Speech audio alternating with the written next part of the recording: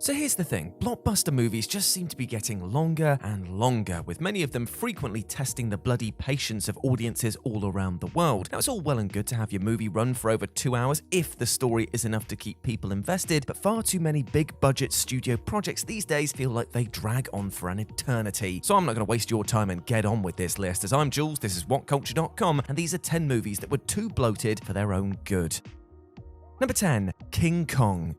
It may have been necessary when it came to the Lord of the Rings trilogy, but Peter Jackson's subsequent filmography has shown that the Academy Award-winning director likes his films to be long, really long. While The Lovely Bones and The Hobbit trilogy would have benefited hugely from a more judicious edit to trim some of the excess fat from their narratives, Jackson's remake of King Kong is by far the most serious offender, a very, very extended love letter to the 1933 classic that is almost twice as long as the original, clocking in at a butt-numbing and completely unnecessary 187 minutes. But here's the question, why? It hits almost the exact same plot beats as before, but it takes its sweet time in doing so. Epic in both the best and worst sense, the first act drags like hell before the story reaches Skull Island. From there, the action scenes are strong, but the character moments are frequently slow and ponderous, and it seems as though the director is only indulging his own love for the original movie. 2005's King Kong could easily lose about 40 minutes and be a much better film as a result.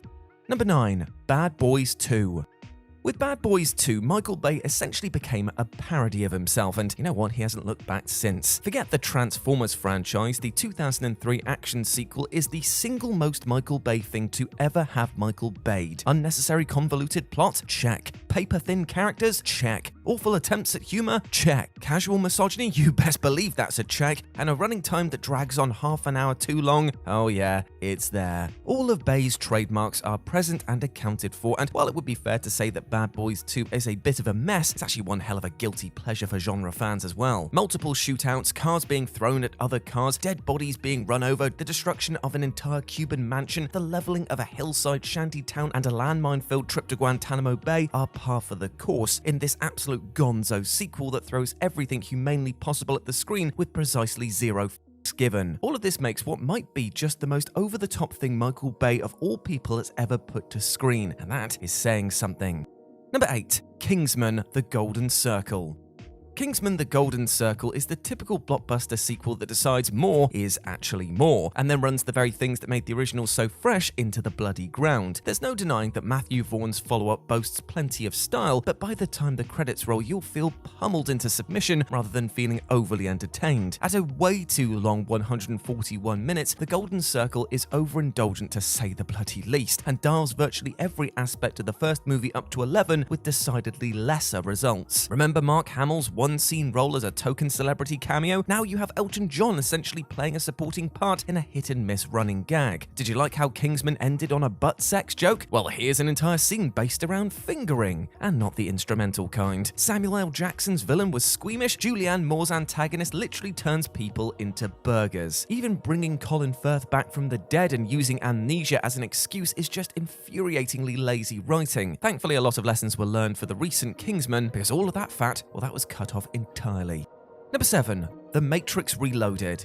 In following up a groundbreaking movie that captured the cultural zeitgeist and became embedded in the public consciousness almost immediately, The Matrix Reloaded came burdened with a lot of pressure and a lot of expectation. While the Wachowskis' follow-up succeeds on the action front, the story surrounding it is where Reloaded falls flat. The narrative hook of The Matrix was genius in its simplicity. What if our world wasn't real? In an attempt to expand upon that idea, the writer-director siblings opt to pile on layers upon layers of mind-numbing exposition that saw the franchise come perilously close to disappearing up its own arse. No, we do not want to see an extended rave in Zion, now regarded as one of the most cringeworthy scenes in cinematic history. Nobody gives a shit about the Merovingian and his dry monologues. And as for the architect, well, you know what? F that guy. The Matrix became a classic because it balanced cutting-edge effects and incredible action scenes alongside its deeper philosophical ideas and inspirations from multiple genres. Reloaded boasts strong set pieces, but by doubling down on its exposition and psychobabble, it comes off as more pretentious than anything else.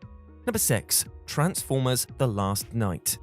For the third time in a row, Michael Bay proclaimed that this would be his final Transformers movie as director. Thankfully, he was finally telling the truth, because after watching The Last Night, it's hard to fathom just how the franchise could possibly become any more convoluted. His first Transformers is by far the best in the series, because it focuses on a pretty straightforward boy and his car narrative, albeit one that features giant alien robots kicking the living daylights out of one another. From there, the mythology only continued to get more nonsensical, with The Last Night really taking the biscuit. For a movie that opens with the revelation that the Transformers gave an assist to King Arthur on the battlefield in the year 484, it's almost impressive that it gets even more stupid from there. Drowning in a sea of exposition as the narrative reaches breaking point, we discover about different orders that include everyone from Sir Isaac Newton to Stephen Hawking via Shia LaBeouf. There's also a throwaway gag about an Autobot that killed Hitler, and the revelation that the token female lead character is actually an important plot device in waiting. Who'd have thought? You could cut a lot of this film, and it still wouldn't be a good film, but it would be a shorter film, and that is better.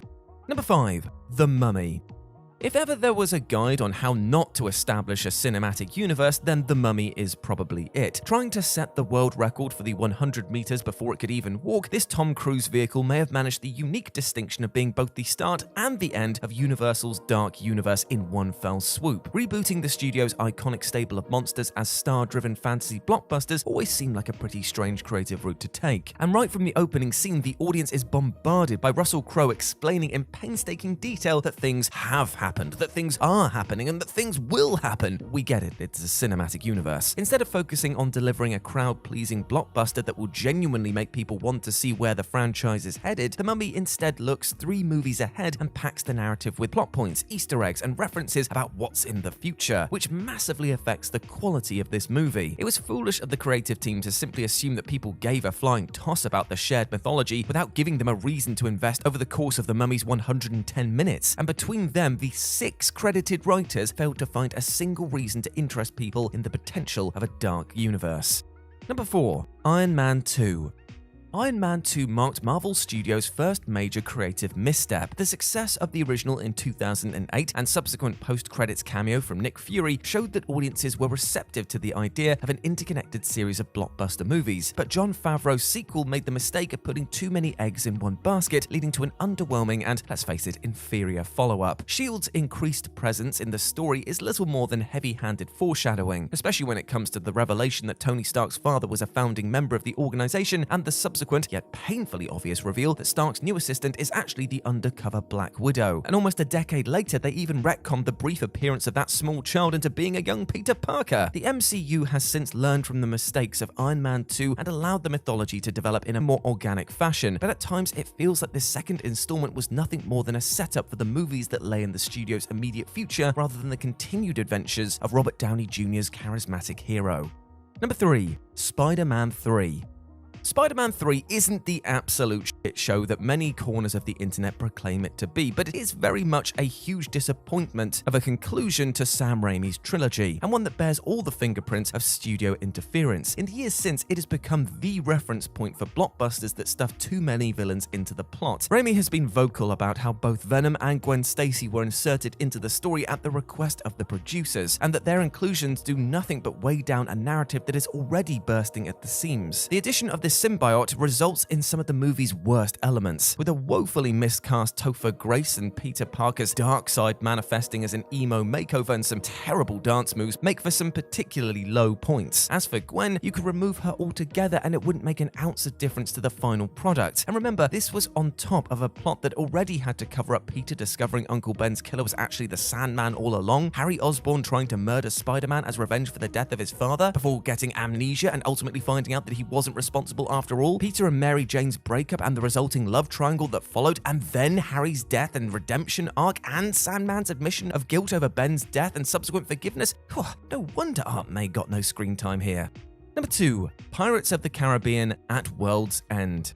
Many modern franchises seem to operate under the assumption that there is no such thing as too much mythology, and the Pirates of the Caribbean series has been particularly guilty of this, so much so that the original trilogy closer chapter At World's End tries to juggle so many desperate plot threads that it becomes virtually incomprehensible as a result. Trying to unravel the plot of Gore Verbinski's threequel is enough to cause migraines, simply because there is so much going on that it's nearly impossible to follow. There's the East India Trading Company's quest to eradicate piracy, the return of Captain Barbossa, A Journey to Singapore, the quest to rescue Jack Sparrow from Davy Jones's locker, the shared history between Jones himself and Calypso, Will Turner's attempts to liberate his father from the Flying Dutchman, the Brethren caught the Pirate King, not to mention the myriad of double and triple crosses that come along the way. By this point, the Pirates franchise had become so dense that it almost ceased to be entertaining anymore. Unbelievably, the fourth and fifth installments didn't even learn from these mistakes and just kept piling on the plot points. And it's a minor miracle that the entire thing hasn't collapsed in on itself. And number 1,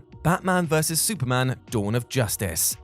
For years, the prospect of Batman and Superman facing off on the big screen had been a dream for many a comic book fan, and yet when they finally got it, many were left disappointed by the way the entire thing was handled. Man of Steel rebooted Superman for a new generation of audiences, but there was little indication given at the time that it would serve as the starting point for DC's own shared cinematic universe. As a direct result, Batman vs Superman had to do so much world building that it was barely a Man of Steel sequel at all, and more of a 151-minute advert for the wider DCEU. To say that Zack Snyder's superhero epic had too much going on would be a massive understatement. It would have been much simpler if the plot had focused solely on a strong introduction for Ben Affleck's Batman and the subsequent conflict between the two iconic characters. Instead, the story was absolutely loaded to the brim, much to the detriment of the final product. As well as the returning cast from Man of Steel and the debut of the DCEU's Dark Knight, the movie also introduced Wonder Woman, Lex Luthor, Mercy Graves, Doomsday, Aquaman, The Flash, Cyborg, and a brief and unpopular Jimmy Olsen cameo with hints towards the bloody Joker, leaving the whole thing feeling completely overstuffed. Whatever your opinions are on the DCEU, it can't be denied that Batman v Superman simply tried to do too much and tried to do it way too soon.